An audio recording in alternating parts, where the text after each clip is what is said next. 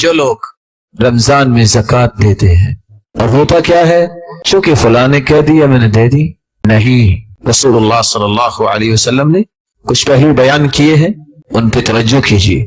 آپ جانتے ہیں کہ 8 مصارف ہیں زکوٰۃ کے، ان 8 مصارف سے الگ کسی اور مصرف میں زکوٰۃ خرچ نہیں کرنی چاہیے۔ انما الصدقات للفقراء، فقیروں پر، والمساکین، مسکینوں پر، والعاملین علیہا، جو ان چیزوں کا اہتمام کرنے والے ہیں ان کی تنخواہیں، والمؤلفۃ قلوبہم، جن کی تالیف قلب مقصود ہو کہ وہ اسلام کے قریب آ جائے، وفی الرقاب، کسی کی گردن آزاد کرنا۔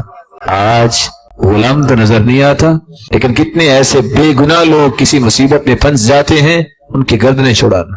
والغارمین، مقروض، وفی سبیل اللہ، اللہ کی راہ میں، وابن السبیل، مسافر اگر کروڑ پتی بھی ہے، سفر کی حالت میں سے ضرورت پڑ گئی ہے تو اسے زکوٰۃ دی جائے گی۔ لیکن ان زکوٰۃ کے ان مصارف کے علاوہ اپنے صدقات کا رخ سب سے پہلے کیجئے اللہ کے گھر بنائیے۔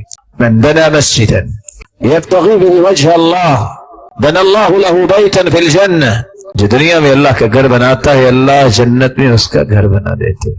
ولو قدر محفظ قطا، میں نہیں کہتا ساری مسجد خود بناؤ، محفظ قطا، بٹیر کتنی جگہ پہ بیٹھتا ہے، اتنی جگہ کی تعمیر کا بندوبست اگر آپ کر دیتے ہو، ابو ذر کی روایت ہے جنت میں اللہ تمہارا گھر پورا ہی بنائے گا۔